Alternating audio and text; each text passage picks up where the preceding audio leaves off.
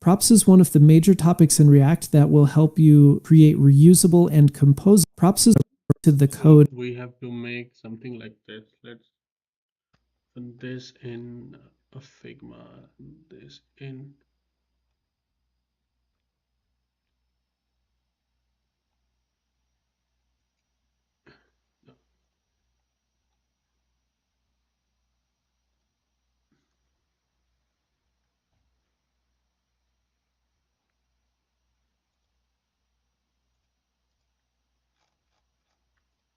But will be driving the list that we see here.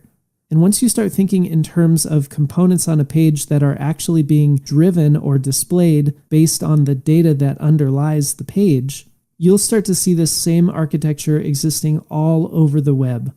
Basically, any e-commerce site or page that has any kind of list on it is probably not using anything hard-coded into the code of the page, but instead is using the data that lives behind it to drive the content that exists on the page. If that's confusing at all, don't worry, we're going to dive into the specifics and see exactly what I'm talking about. Just like before, you can click on the screenshot you see here to go to the Figma design file for this section's project. And also just like before, when you get there, you'll see a screen that looks similar to this.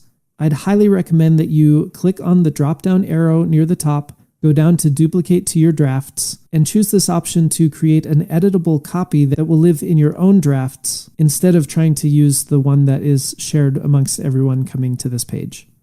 Once you click duplicate to your drafts, you should see a little modal at the bottom that pops up that says that the file was duplicated to your drafts, which also includes a quick button that you can click to go directly there. And by the way, you can click any of these little screenshots to go to this design file as well. So let's see what we're going to be learning. The first thing that we'll be diving into is a concept called props in React. Props is one of the major topics in React that will help you create reusable and composable React components. And so we'll be spending a pretty good amount of time covering the concept and the syntax of props. And the other major topic we'll be covering in this section is how to create React components from an array of data. This is what will allow us to create those designs like in our Airbnb design here, where we have a list of items that we won't need to manually update anytime the data behind it changes. Now, before we jump into some of those more crucial topics in React, the first thing we're going to do is spend a bit of time creating the top half of our project here. And I'm going to say something that might shock a few of you, and that is that if you already feel very confident in doing styling in React like we did in the last few screencasts of the last section, I'm going to give you permission to skip the next few screencasts where we talk about designing the nav bar at the top and designing this hero section up here. No, this isn't a free pass to just skip those sections. If you feel at all like you need additional practice using styling in React, I highly recommend you do not skip those practices. However, I did just want to warn you ahead of time that we will be spending a bit of time working on some of those design aspects before we jump into the main topics for this section. So again, click on the screenshot here to open it in Figma, create a copy in your own drafts, and then let's jump right in. We're going to start off this section as mostly a review of what we learned in the last section, which was how to create our own custom components. The way that we'll be reviewing that is by first building the top section of this project, which is really just static elements. You can see up at the top, we have a little navigation bar. Well, it's not even a navigation bar. It doesn't lead anywhere, but we'll call it a nav bar. And that's what we'll be working on in this first challenge. After this, we'll build this little photo grid and the text down here. And those will be two separate components, a nav bar component and what we'll call a hero component.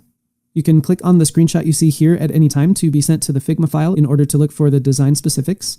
And because we already hammered it in the first section, I'm not going to have you build this completely from scratch. So let me walk you through what we have so far. In index.js, we're simply importing app and rendering app. Our app component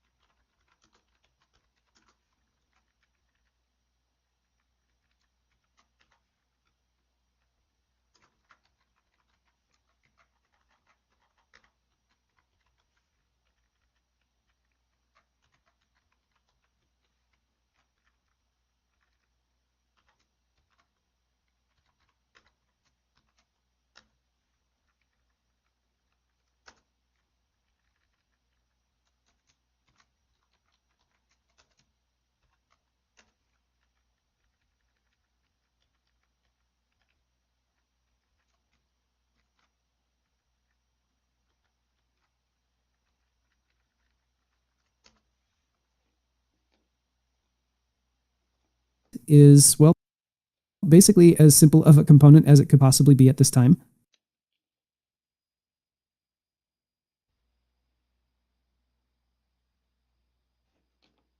And this is also where your challenge is to build the navbar component.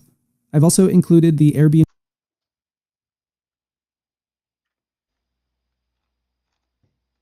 logo image as well as the photo grid image, which we'll get to in the next.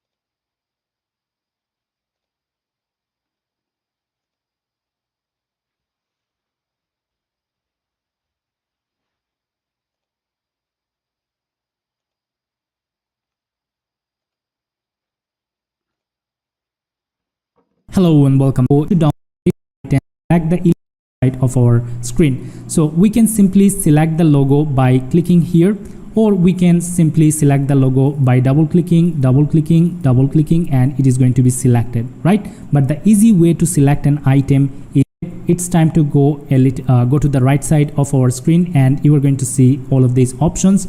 Make sure you are selected the design option, and after that go a little bit down until you find this export option, right? So as I have already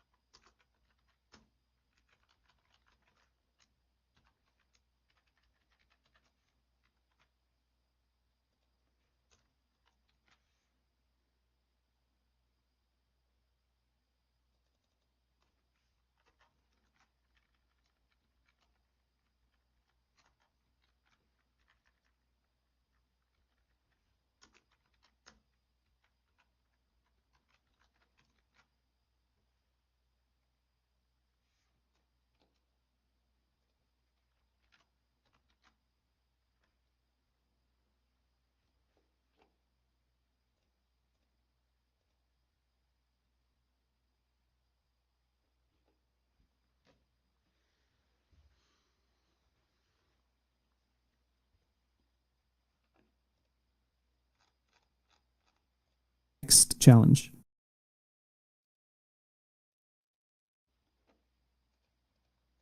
But in this challenge, the Airbnb logo is this little Airbnb logo in the navigation bar that you'll be working on now.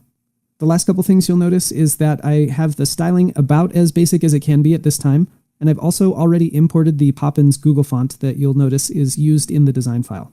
As such, when you're setting the font family, you can just say Poppins, but in this screencast, I don't think you need that. Yeah, this navbar doesn't have any text, it just has the image.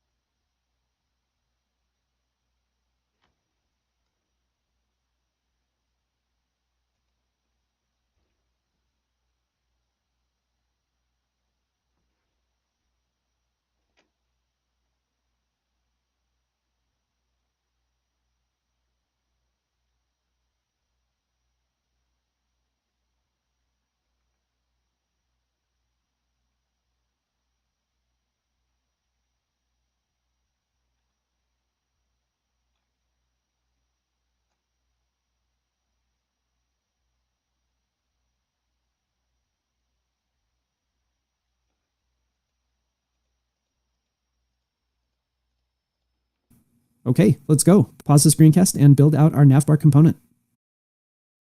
We're going to import. The only thing which Airbnb is not an import, obviously, so as soon as we get it displaying, it's going to look a little bit /navbar app component. That's much, because this actually style, then so that's not in order to display Flexbox because now it's a flex item and it's temporary. We'll say some padding. We will get, oh, that's already looking.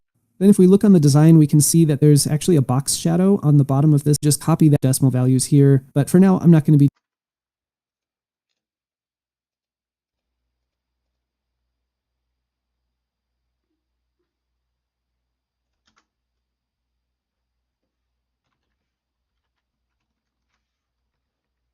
be too concerned about that. It's a little difficult to see with our blue background, so let's get rid of our blue background. And awesome, we can see that's looking pretty good. One kind of strange bug I noticed when I was practicing this earlier is that on a Safari browser, this Airbnb logo will sometimes stretch the entire width for some reason of this navbar. So before I move on, I'm going to go to my navbar and give a class name to my image here. Let's call it nav-logo. And I'll hit save so that we can style that in our CSS. We will select nav-logo. And if I give it something like a max width of 100 pixels, that fixes the problem in Safari. Awesome. This is a great start to our app. In the next screencast, we'll pick up with another challenge and complete the hero section, which is right below. And that will conclude the review, at which point we can move on to the topics for this section. The next part of this review is for us to now build our hero component. That includes the photo grid, this H1, and this paragraph. To make things easy for the photo grid, I exported all of these photos as a single PNG, so you don't have to worry about laying out these images in a really cool way like this. Just as before, you can click this screenshot to go to the Figma design file for the specifics. The font being used is that Poppins font that we're pulling in through Google Fonts, so you can set the font family to Poppins.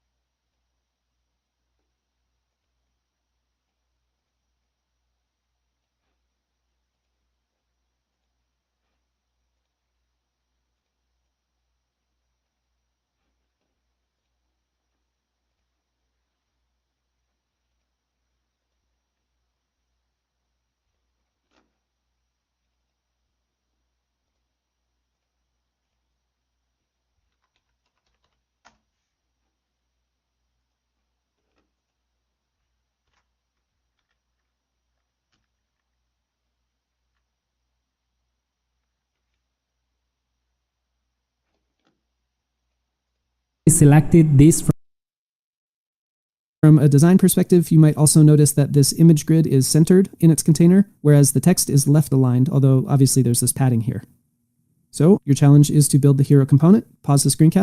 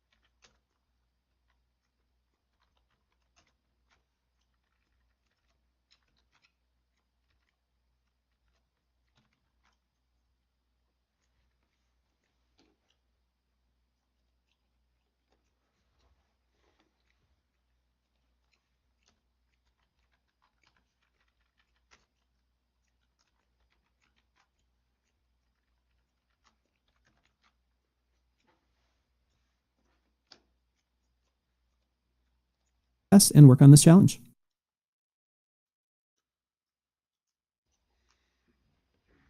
I'll work hero component section, an agent since it's and a paragraph element. So I'll include those now. I'll go ahead and just paste in the text of these from the design file. Let's add our image source, and that'll be from /images/photo-grid.png. And just like our logo, this is probably going to be a little too big for us. Yep. If I scroll down though, I can see some of this stuff popping up here. That's good. It's a good start. I'm going to set us up for some success with the CSS just by giving us some class names. Let's give the image a class name of maybe hero-photo. We'll do the H1 is a class name of, let's say, hero-header. And we'll do the same for the paragraph. Let's call it hero-text. I'll hit save, and then we'll go over to our styles so we can style some of these up. One thing that I've liked doing in the past is if I'm going to have a section that represents an entire section of my page, I just will style the entire section element or the section element directly and give it something like a padding of 20 pixels. That way, if in the future I want to use sections as, well, sections of my web page, it will automatically have the padding applied. Similar to what we did with our navbar, I think I want to make this section a display flex, but I'll have it be in a column direction. That'll make it really easy for me to center this photo grid, but keep these left aligned.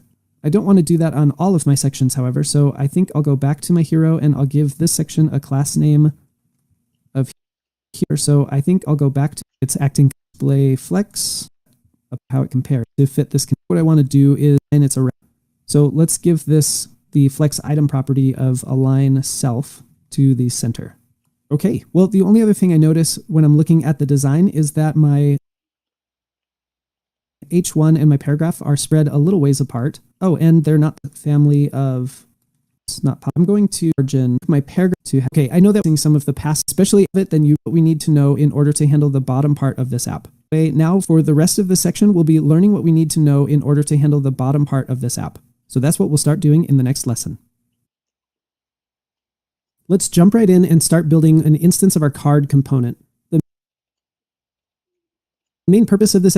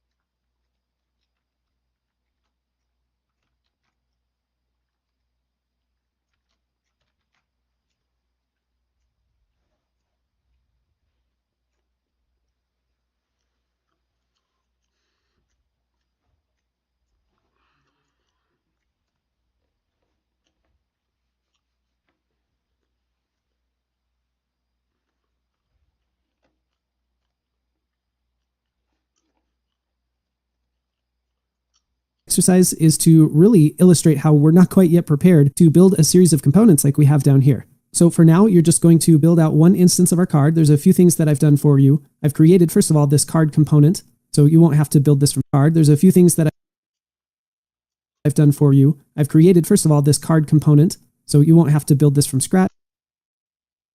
And right now, we're just rendering one instance of our card component. You'll notice too that I moved to build this from scratch. Things that I've done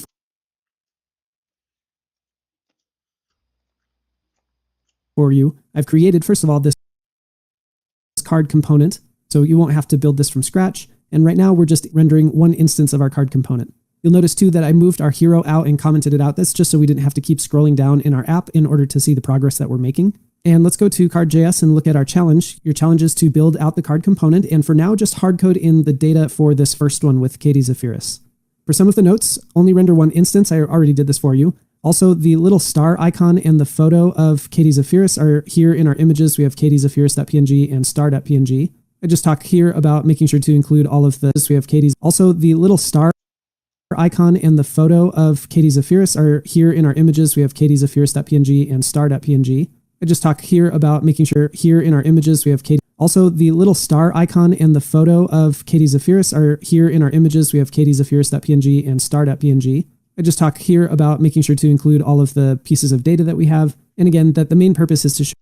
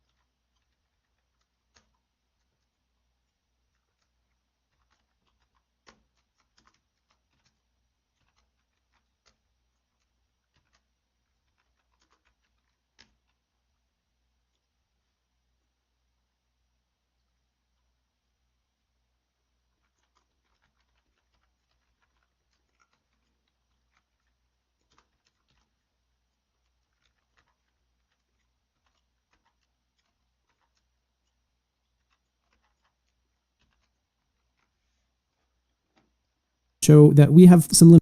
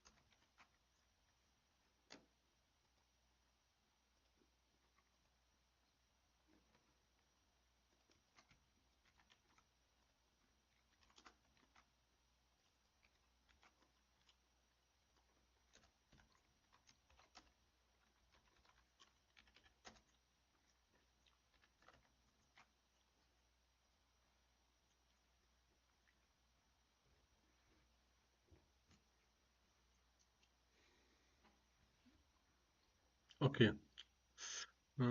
Is it done? Wait.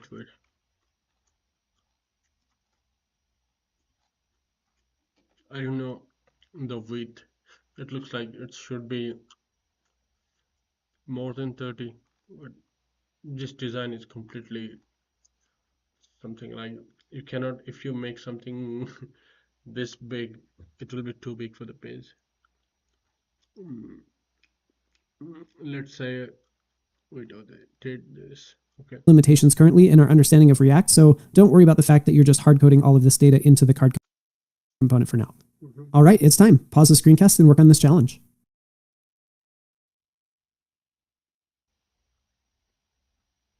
Okay, so when I look at the card component that we have in the design, I think what I'll do is make one div that will surround. Wait, I made one thing wrong. This sold out is too high in my design. Yeah.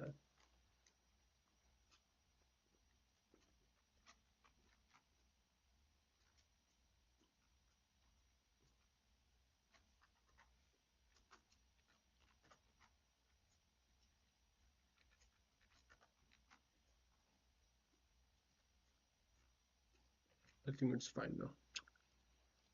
Everything in the card, both the image and all of the data below. I'll probably put all three of these pieces of data and this little star image into its own div so that I can use Flexbox to make sure that they're all center aligned.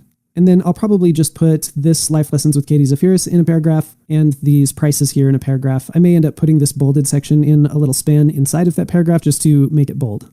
If you were feeling adventurous, you might have put this little badge here. I'm going to ignore that badge for now. We're going to cover that. Prices here in a paragraph. I may end up putting this bolded section in a little span inside of that paragraph just to make it bold. If you were feeling adventurous, you might have put this little badge here. I'm going to ignore that badge for now. We're going to cover that a bit later. So let's get some of the elements on the screen here. We're not going to have an H1. It's called badge.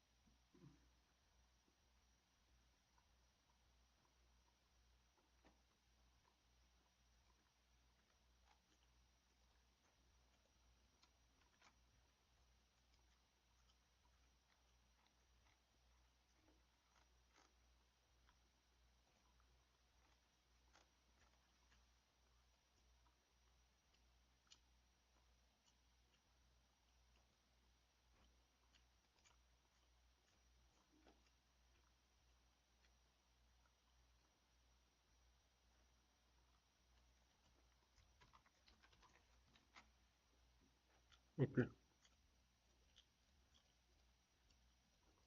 Instead, we'll surround everything with a div. I think I'll go ahead and just give this a class name now of card because I already know I'm going to be styling this. The very first thing I have is an image, and we'll hard code in our source. That's going to be in ./images/katiezafiris.png. I'm sure this is going to be a bit large as well, so I'll go ahead and give this a class name. We'll say card-image. And then, like I mentioned, I think these elements here, we've got the star, the rating count, and the location all here in a line. So let's create a div. Maybe we'll call this a class name of card stats, and we'll put in our image, which will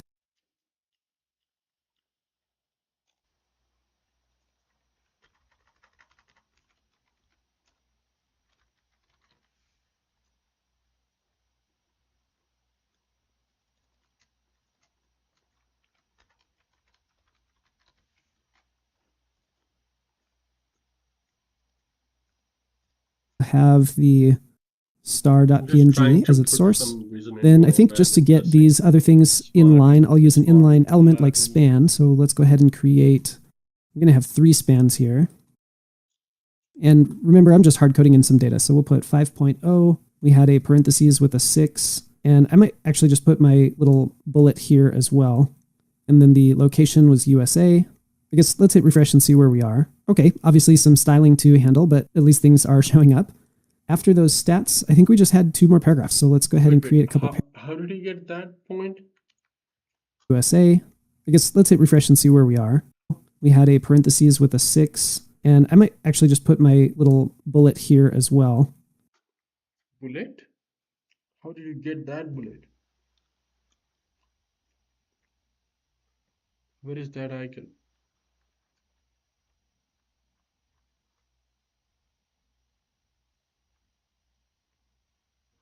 Wow. And then the location was USA. I guess let's hit refresh and see where we are. Okay, obviously some styling to handle, but a couple paragraphs. I had, all right, let's and all of that to look better. I had spanning out, and from the design, it looks like good.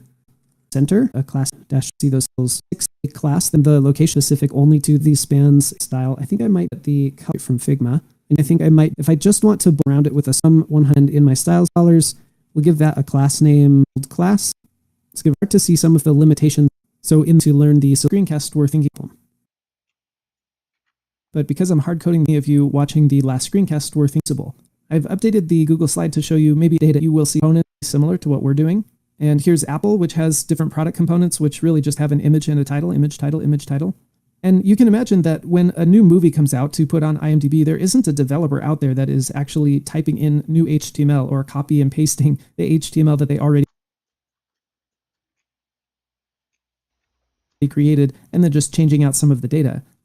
But instead, these components are actually data-driven. On IMDb, for example, all they need to do is add a new movie to their database, which includes things like the cover image, the rating, the title, and so forth, and then the website will automatically update to include a new movie in its list here.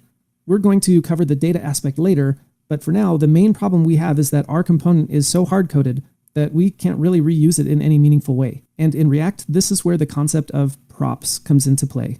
Now, in my years of teaching React, I have found that props can be one of the more difficult subjects for students to grasp. Okay, let's take a break a few minutes. It has already been almost 2 hours. Just take a break and be here in a few minutes. Go drink some water, stretch my leg.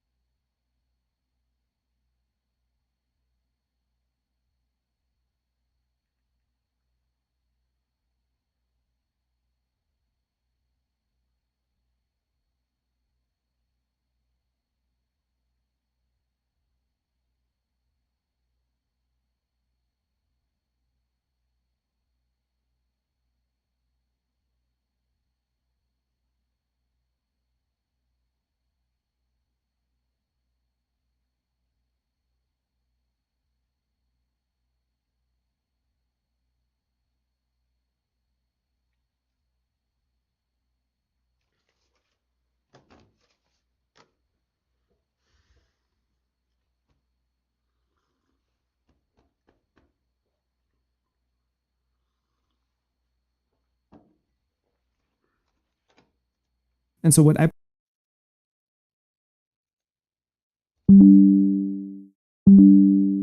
plan on doing is taking the topic and just spreading it a little bit thin over a few different screencasts, and you'll get your hands on the keyboard and get to really practice with it so that you can understand the concept of props. So let's jump right in and get started. Let's start by understanding the basic concept of props in React. What you see here is just a plain index.html file. We haven't introduced anything dealing with React in this. I want you to take a close look at the elements that you see here and see if you can figure out what's wrong with them. Let's start with the anchor tag. An anchor tag, is intended to link you to another place, but currently we don't have an attribute like the href specified. Without an href, this link is essentially useless. We need the href, the image property address we will to. However, their step makes the first name text appear inside of my element on the page. Or there's ones that have even more consequence to them, like the type property. If I change the type of this input to something totally different like submit, now it changes from an input text box to a button. Similarly, I could change it to radio and it completely changes the visual look of this input. These are concepts that I'm sure you're already very familiar with. Let's look at a similar parallel example in JavaScript. Here I've written a function that's called add two numbers together. Syntactically very essentially, let's say a and b, sum of the two numbers, sort of coded 1 and 2 that use of props allows us to belts. Let's try to conceptual parallel with a little bit more of a visual example. This is a screenshot taken from YouTube. And as you spend more and more time with a framework like React, you will begin to see these patterns of elements on the page that are repeated pretty much everywhere on the internet. For example, if you look here, you'll see that there are multiple components being displayed here, but all of them have essentially the exact same structure. They each have an image toward the top that takes their inside a component and has made that component flexible enough to take in as a property the image and the title. More, it have something of components to understand the concept. Or how our components create one of the mode of value like say hello world, well, maybe going to get the literal text. Well, if I hit save, we'll see that it interprets the Joe correctly. Instead of saying first name, it's now taking the value of our first name. So at this point, there we go. Hello, Joe Schmo. But I still have my plus and my quotation marks. So at this point, I can just get rid of those, put a space in between my two values, hit save, and there we go. Hello, Joe Schmo. The way I like to think of this is that as soon as I start seeing JSX, the interpreter sort of goes into JSX mode. Anything after the hit save, and there we go. Hello, Joe Schmo. The way I like to think of this is that as soon as I start seeing JSX, the interpreter sort of goes into JSX mode. Anything after this greater than symbol is going to start being considered the text content, or in the case of having nested elements, other JSX elements, and we're currently in what you could call JSX land. However, as soon as we see this opening curly brace, we switch back into our JavaScript mode or JavaScript land. And then anything inside of my set of curly braces will be considered JavaScript. Once I get to this closing curly brace, I'm now back into JSX, which is why I have an actual space in the text between my first name and my last name. Then it sees my curly brace again, so I'm back in JavaScript land. The closing curly brace tells me I'm done with JavaScript. I get the exclamation point as part of my actual text. And then I close off my JSX tag. Now, once I enter JavaScript land, I can actually do more than just take in values from my JavaScript up above. In fact, anything that I put inside of my curly braces can be run as JavaScript code. Let me clean up this challenge really quick. Something that's important to note is that anything I put inside of my curly braces will be run as regular JavaScript code. So I'm not limited to just pulling in values like this. For example, I could do something like, say, I have a new date, which is a new date object, and then change this to something like it is currently about, and then run some JavaScript code inside of my curly braces saying date.getHours. And then let's say we want to do a modulo 12 so that we get the AM PM hours, or rather like on a 12-hour clock. I hit save and there we go. It's currently about 3. Maybe I say o'clock. And that's because for me, when I'm recording this, it's currently 3:21 p.m. And in fact, I wouldn't even necessarily need to create my date outside of here. I could say new date .get hours, and I'm going to get the same result, even without doing it out here, because anything that I put the actual JavaScript outside of my return value in my JSX. So if I were doing this in the real world,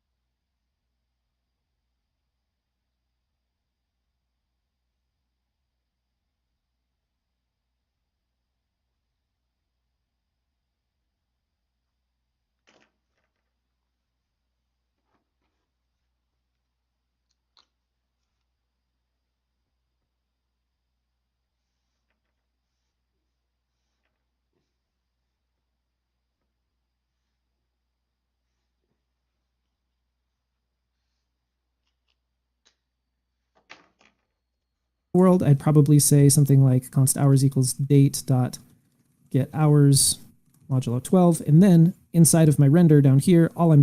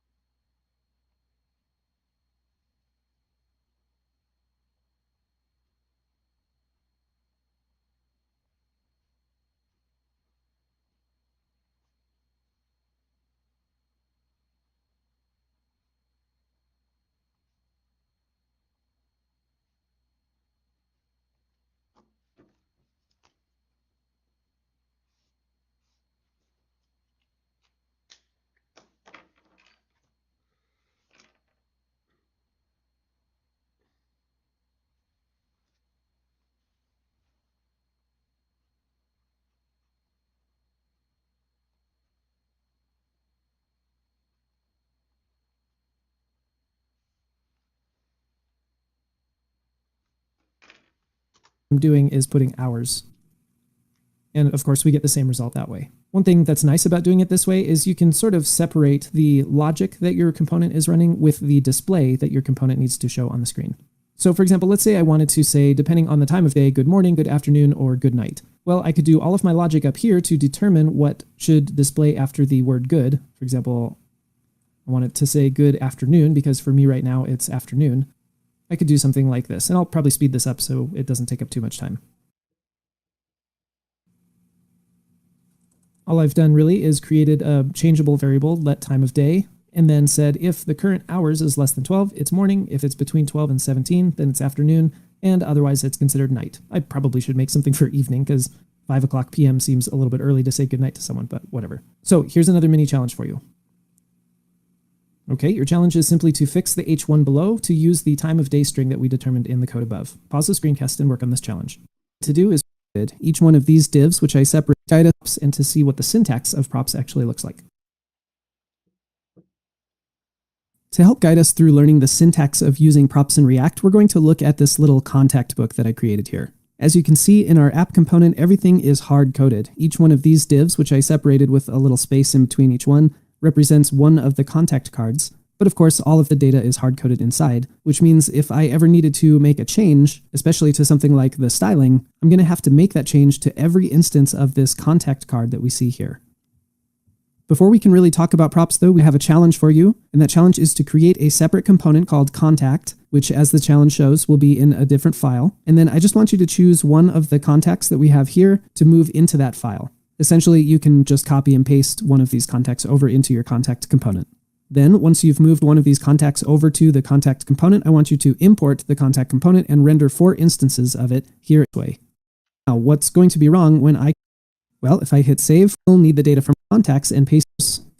Every time we call it flexibilities to be how we can contacts on our instance alter the HTML where we pass a spec, whatever I want attribute to a component, I can set that's meant. For example, behavior of the element, React chose to do things in a very similar way. However, in HTML, where we are limited to using only the attributes that are allowed for any given element, for example, I couldn't pass a whatever I want attribute to a link tag because that's not defined in the HTML spec. With React, because this is a custom component, I can pass in any property or attribute that I want. We have 4 pieces of data in each one of our contact cards that we need to pass down to our instances of the contact component. So to do that, I can add an image prop, or let's call it img. This image prop in here. Now I will up these of that component. And out here, receiving an whatever, by using coming through correct, all I'd have to do is chance for you to do some debugging.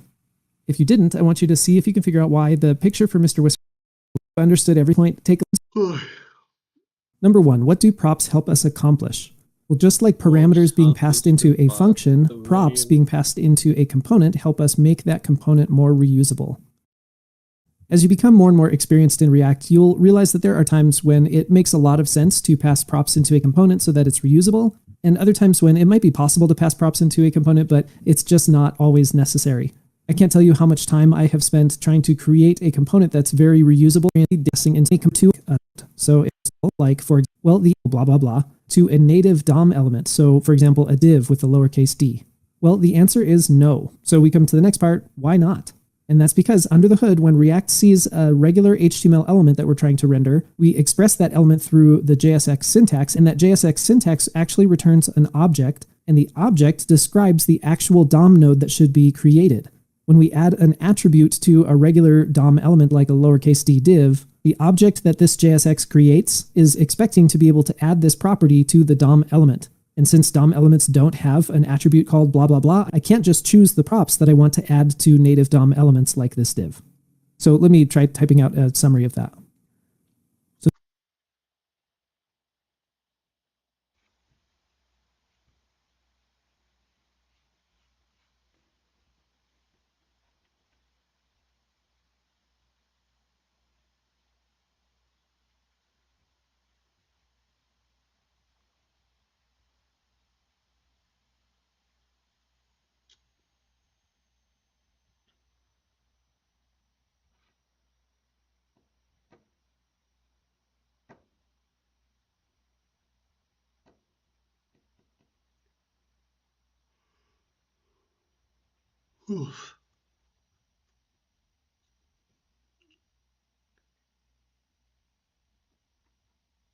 So the answer is no, because the JSX that we use to describe those native DOM elements we want React to create will eventually be turned into real DOM elements, and real DOM elements don't have whatever properties, let's say properties, or attributes specified in the HTML specification, which, as we all know, doesn't include properties like blah, blah, blah. Okay, I think we understand that concept. How do I receive props in a component? Simply enough, name whatever we is what data types if I want whatever the prop was that I passed in. Let's use blah, blah, blah, because that's what we said before. Okay, also recently learned, you should be somewhat familiar. Say I have object phone, however, your own use, comma, there's two new logged in. So that's the concept of object destruction that you receive when it received my function. Do a little bit of exactly as the prop was being passed in. It will need the props up the graph and run a check and opt very smarter to get your hands on the keyboard, certainly where you for my individual props written.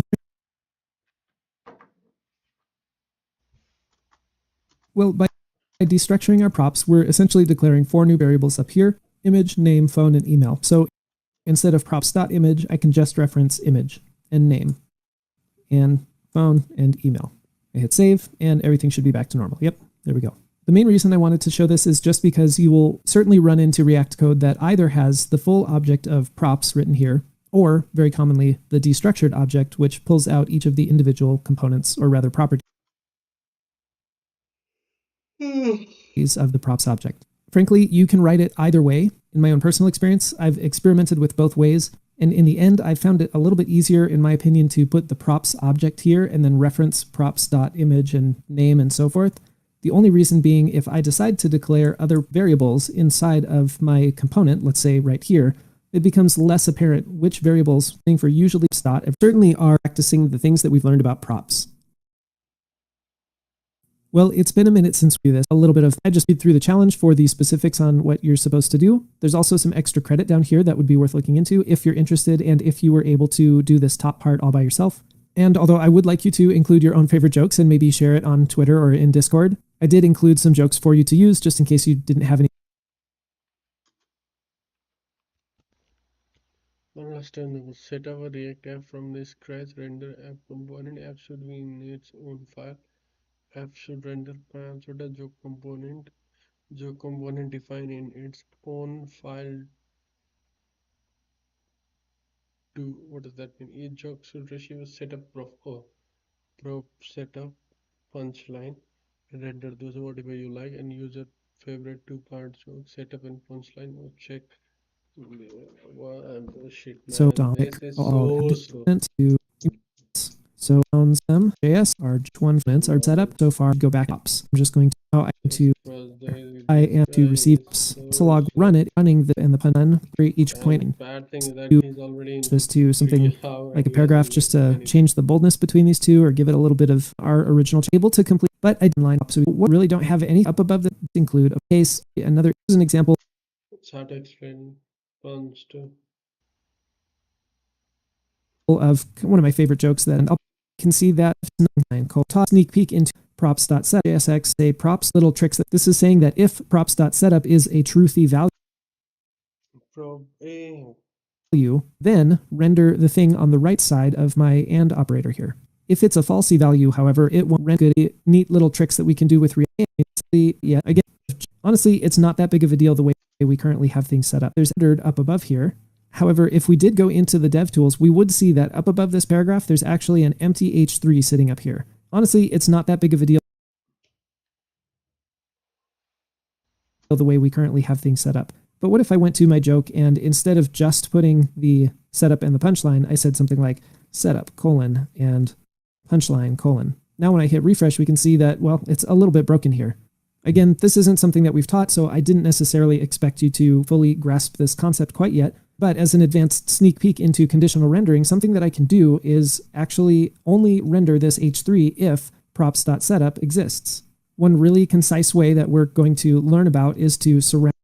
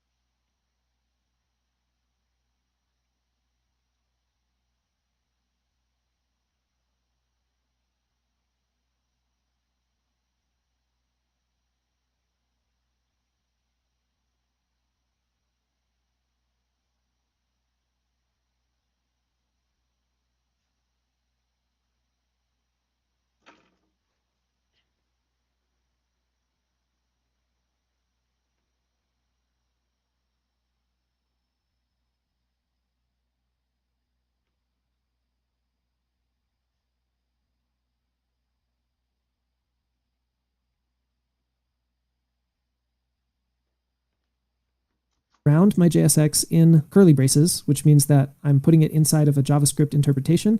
And then I can say props.setup and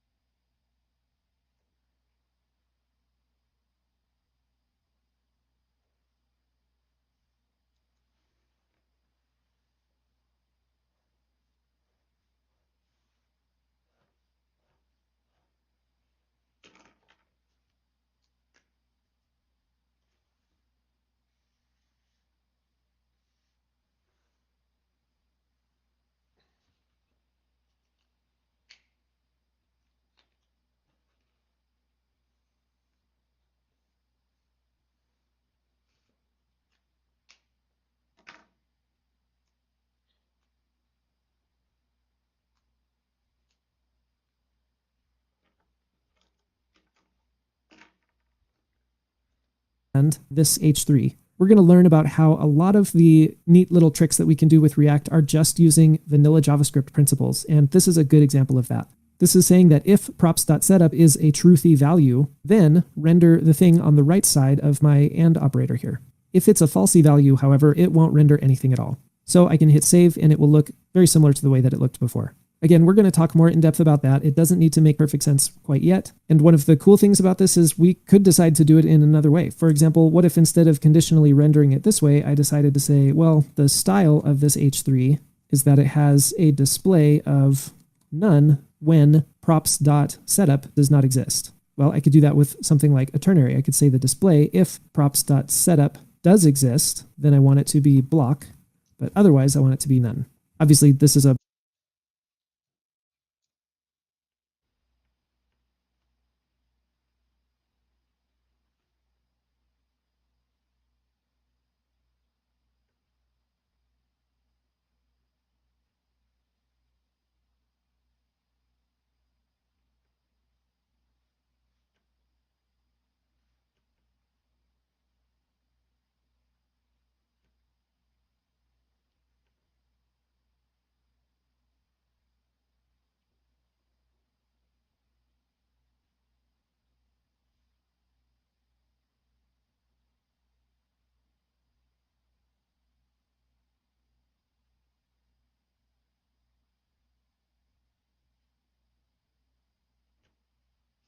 much more convoluted way than what we just saw, but it essentially accomplishes the same thing. The point is we can use those props and vanilla JavaScript principles like a ternary operator or this more concise AND operator to accomplish our goals.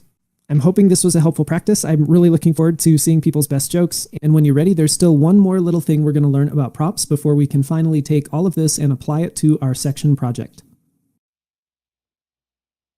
Okay, I'm sorry that we're still here on the jokes, but I realize there's one more thing we need to cover before we jump back into our section project. And that is, how can we pass a prop that is not just a string? The concept of props, like we talked about, is very similar to the concept of attributes in HTML. And with HTML, we always pass in a string as our data type here. However, we are not limited by that in React. So far, we've only done strings. However, because this is JavaScript, it's React, which is JavaScript, we can pass in any JavaScript data type to our components as props. So I want you to think critically here. How might you pass in a prop that wasn't a string data type? Let's say, for example, you want a number passed to each one of these jokes that eventually will represent the number of upvotes and downvotes for this joke. Or maybe you want to pass in an array of comment objects. And then you might say, I want to allow people to filter out the puns or only show the puns in my jokes, in which case I might pass a prop called isPun, which is the value true or false, not the string true or false, but the actual Boolean value true or false. Accomplishing this uses something that you've already learned at this point. And so I want you to try and think critically. See if you can figure out how you would pass in a non-string value as the prop to your component. And be curious.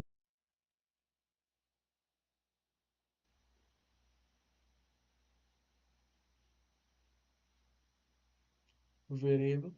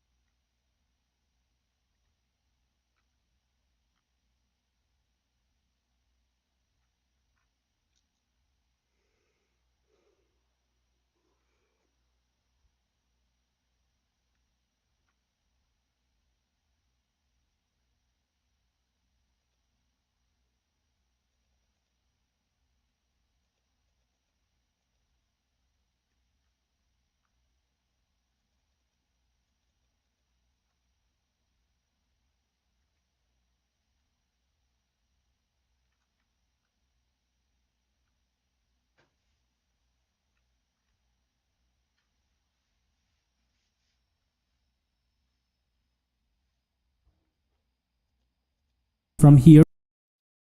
With it, play with it, actually give it a try. Don't just think about it. Pause here and see if you can figure that out.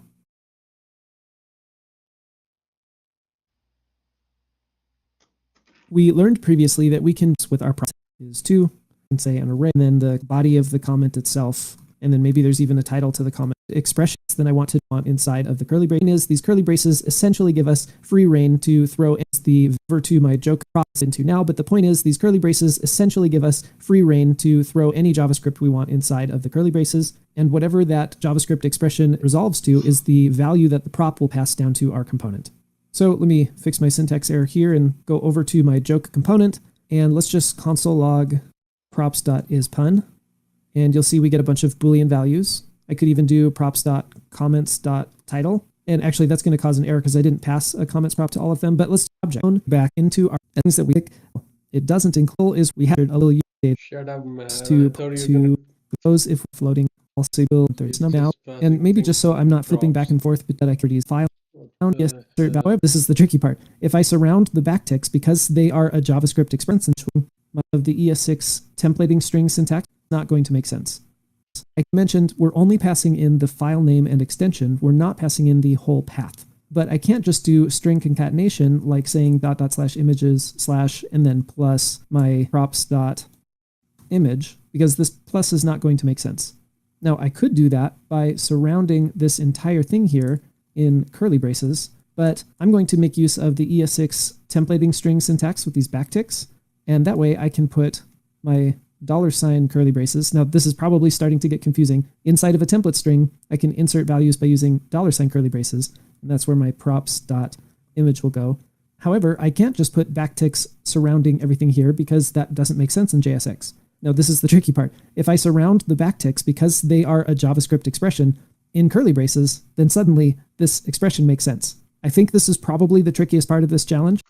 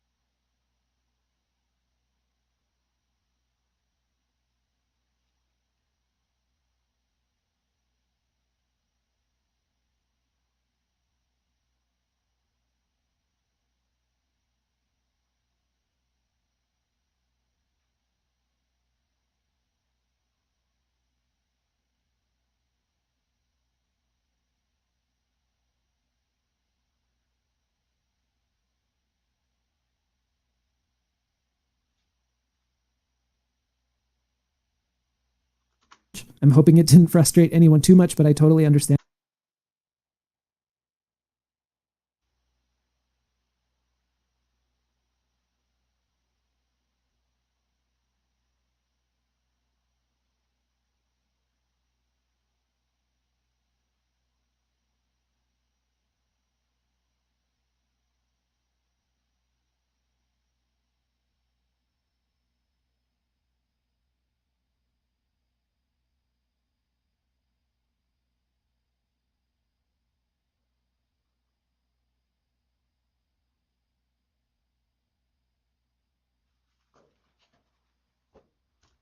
And if it did, because it's a confusing back and forth. Remember, we jump back, but I think it's called really pretty straightforward. I get put title. I'll hit .map method to take regular JavaScript data and turn it into JSX elements that React need. This is our code here. And so that's the next topic we're going to tackle. This is a total spoiler alert into what we're about to learn with React, and that is how to use the .map method to take regular JavaScript data and turn it into JSX elements that React can render. So I figured at this point it would be a great opportunity to revisit the map method just in case it's been a while since you've used it, or especially if you've never really understood how to it to a challenge and then method on every its main point from this function map. Each of the items, so if I were to get each of 5 separate, I could use them. Sure enough, there it is. Actually, some number 2 destination map. Use function, I'm a name. It's capitalized in that them up in string of the first letter that's now capitalized, and then I'm going to add name dot I think 61 inclusive, Again, this is kind of a shot in the dark, so we'll see how this. I think I just need to add my parentheses here and then change that to uppercase. I also could have done something a little more complex, like surrounding these in template strings, and then I don't need a space. I guess I let this out, and here I string of that challenge number 3, and that's going to be a single monster. The rest will be easier inside of my. Make sure that because an arrow, I make it implicit. Don't syntax fits like a do fox like probably things are react ray and cover before probably we can and we'll say we actually get backed in order on and it's like this end up in the last represents a little component clean but we'll see here say well I want of this one now we count it as and so when you're on and change to this okay this is I call object clearly pass the data from this opportunity if you can pass it that way each object are script has but each of these will go through the quiz and what a so maybe let's say it back function but usually I'll type that down more that can be displayed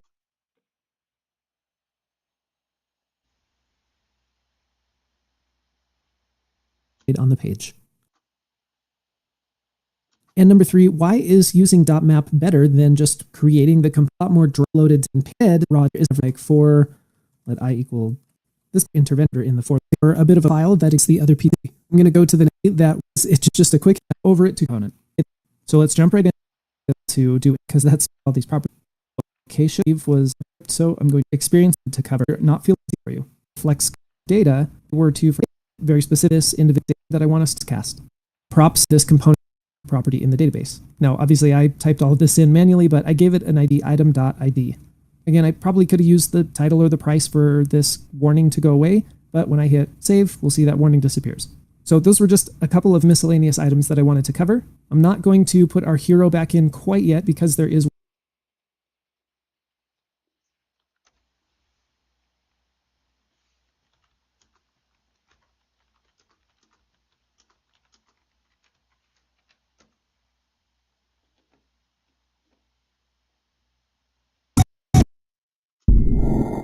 Video will learn how to create lists in React and why keys are important. Here we are looping through the numbers array using the JavaScript component that accepts an array of numbers and outputs a list of elements.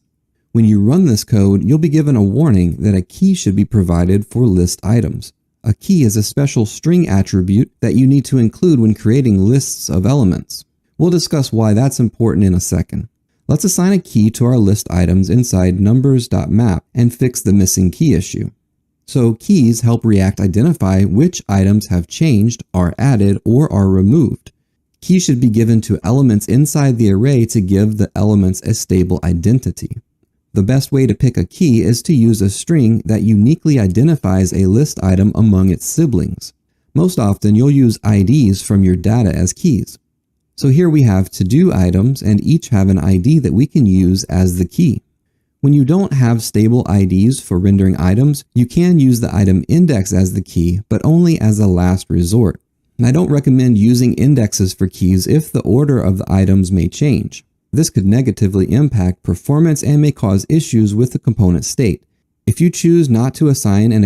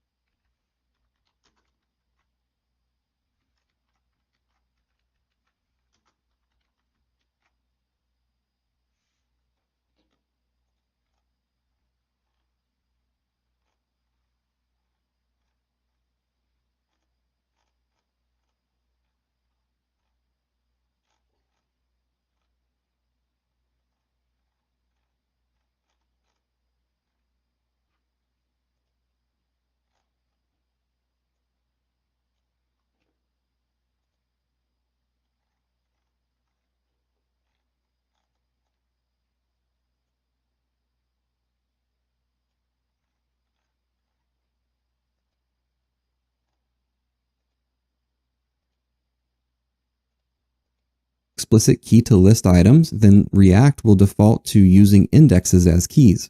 Now, keys only make sense in the context of the surrounding array. For example, if you extract a list item component, you should keep the key on the list item elements in the array rather than on the li element in the list item itself. Here we can see an incorrect key usage. This results in clearer code, but this style. I'm so tired, man. I'm so sleepy.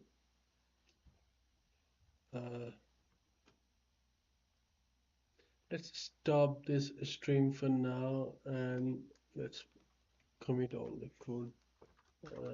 Git airbnb commit -m airbnb globe freecodecamp done git push. Let's add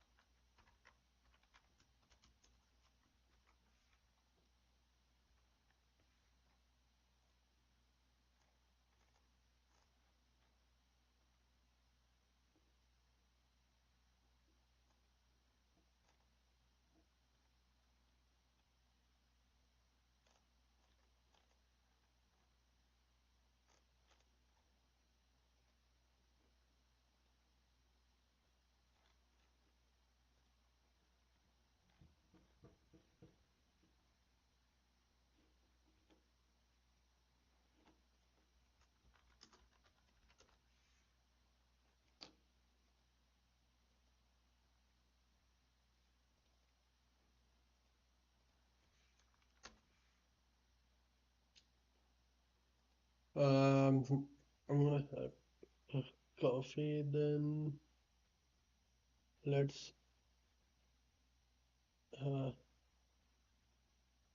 do something on tailwind. Let's do small.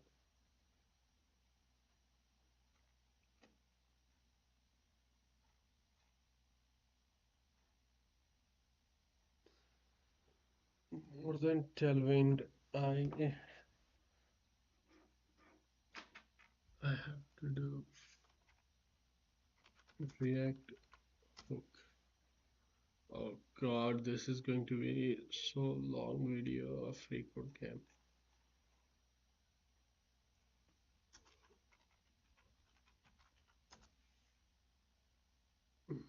10 hour.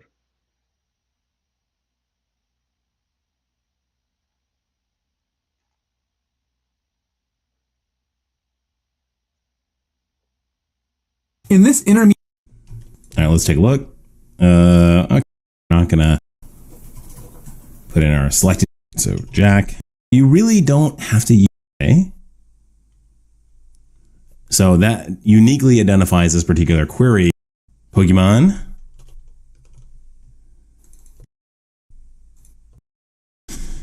I'm going to give you the best I got here. So, okay. So we've got our slice for the search part of our Pokemon JSON from the version of, there's the React query. We have, take a look. No, trim that down. Well, if you look at the docs, if it date. So let's go over the app. Get up in VS experimental build. let's go. So use really, we'll get the JSON a bunch. In our dev tools, we're going and getting data.json a whole bunch. So why is that? Well, what's happening here, and let me actually, we get you. It's a cool is that called no never wait, and certainly is game for the better for the worse. Very cool. I think you should use those are native prompts a part using. I hope you down below, and if you like the video, hit that like button.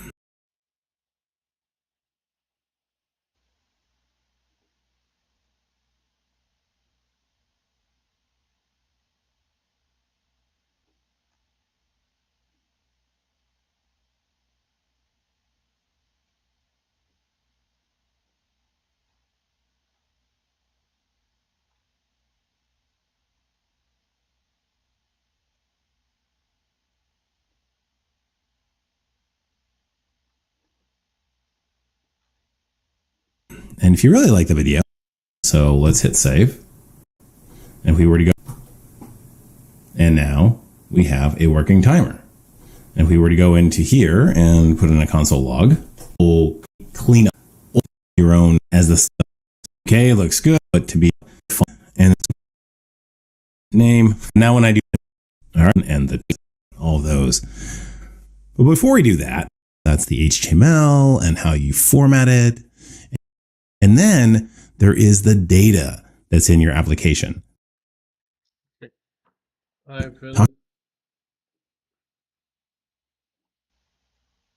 will watch this video. JHPL.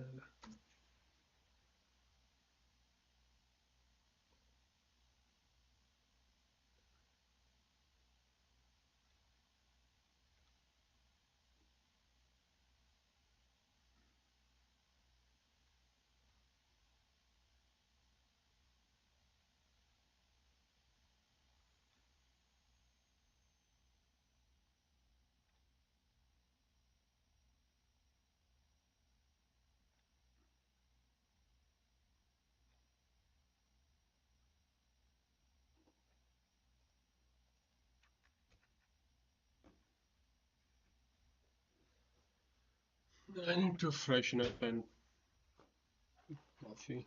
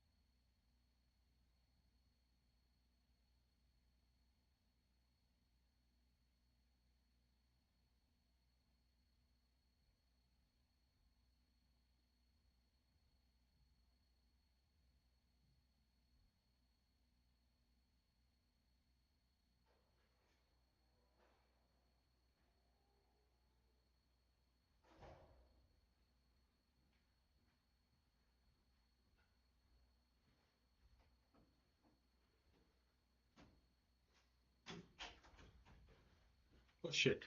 I thought I stopped the stream. I'm sorry. I'll start new stream. Give me like 10-15 minutes or 30 minutes. I don't know. I'll take a break.